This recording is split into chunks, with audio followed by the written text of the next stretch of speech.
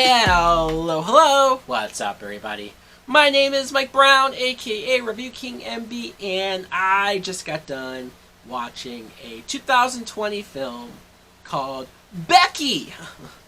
The one good thing, if there's anything to say that's good about COVID and coronavirus, what's going on, being quarantined, is that whatever movies that I maybe normally wouldn't have seen otherwise or would have taken me longer to see, I'm now going back and checking out, because this movie came out earlier this year.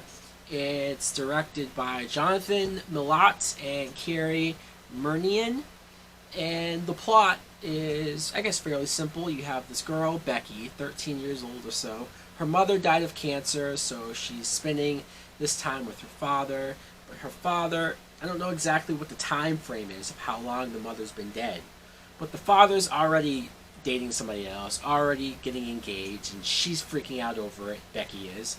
She just can't believe that her father could move on so fast, and so she's acting out, she's being angry, until this group of neo-Nazis show up. They just broke out of prison. One of them, the head of them, is played by Kevin James, and they're causing mayhem. They're looking for this key, and so they go to this loft, and they do some very bad things. So Becky says, fuck it, I'm going to go full Macaulay Culkin on your ass. Rated R style. What I thought of Becky was, I enjoyed this movie. I did. It was crazy. It was intense. I really enjoyed this girl, this main actress, Becky, played by Lulu Wilson. I'm not sure if I've seen her before. She had a face that looked familiar, but I didn't look her up. She was just really good, you know. I understood why she was so upset. I understood why she was acting out and angry all the time. But you also feel bad for, like, her dad, because it's like, it's not his fault. He is trying. He's trying so hard to make her happy, but also to move on and be happy with this new woman in his life. Her father's played by Joel McHale, who normally you see him in like comedic stuff, so it was nice to see him in a more serious type of role here. And Kevin James, he plays Dominic. You see him in prison. He has these tattoos. He has a Nazi symbol on the back of his head. He kills, first person you see him kill is a black guy. So I don't know if that's supposed to be like, see, you're going to hate him because he just killed a black guy. Or if we're supposed to be more upset that he's a Nazi sympathizer. I don't know. Either way, though, you're going to hate this dude. And it's weird to see Kevin James play this, right? Yes, you're used to him in comedies. You're used to him giving that level of performance. To see him be willing to do something different, I fully appreciated. I think that the first half of the movie, he really does a great job pulling that scariness off, that intimidation factor, that whole idea of, hey, this guy can do anything. He'll kill whoever is in his path. The one scene where they stop the one father in his car and he has two kids in the back, they kill them all just because.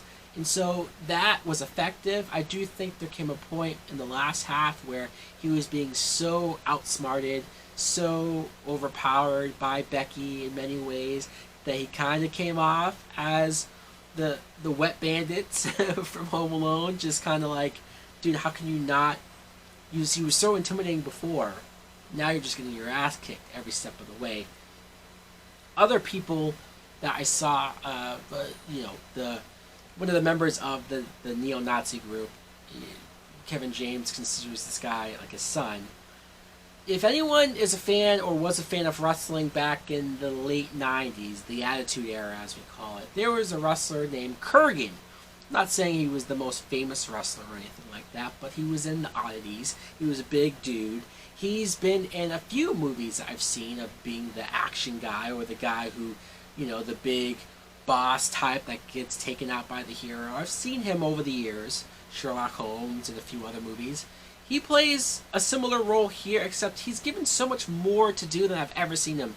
Like, he came off really good as a character, as somebody who felt remorse for some of the things that they're doing, and I liked him. I kind of want to see this guy do more stuff, honestly.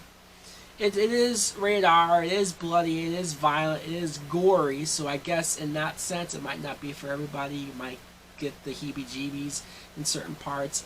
You know, there are some intense kills. This girl, Becky, does kill some of these guys in some brutal and vicious ways. Thankfully, though, they're neo-Nazis, so fuck them, honestly. But still, it is hard to watch if you're squeamish with blood and stuff like that. I'm not really. I can take it.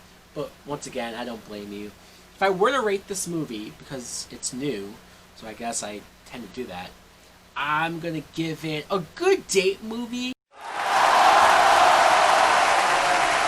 But be careful. Read the girl or guy. Read whoever it is that you're trying to have a date night with, because they might watch this with you and say, dude, what the fuck?